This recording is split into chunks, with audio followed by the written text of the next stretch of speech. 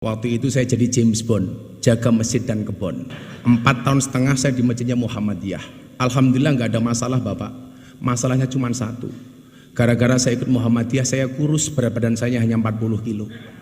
Kenapa saya ikut Muhammadiyah kurus? Karena Muhammadiyah belas, nggak pernah ada selamatan Pak. Akhirnya setelah saya kembali ke masjidnya orang NU, saya gemuk Pak. Waktu itu berat badan saya hampir 100 kilo.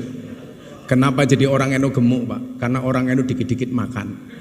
Yasinan makan, tahlilan makan, sholawatan makan. Tetangganya sakit minta didoakan makan. Yang sakit mati makan lagi Pak itu. 7 hari. Mungkin pertanyaannya begini. Kan katanya Pak Jokowi NU, kenapa kok kurus? Nah, gitu. Kira-kira jawabannya adalah karena Pak Jokowi NU tapi bersimpati dengan Muhammadiyah.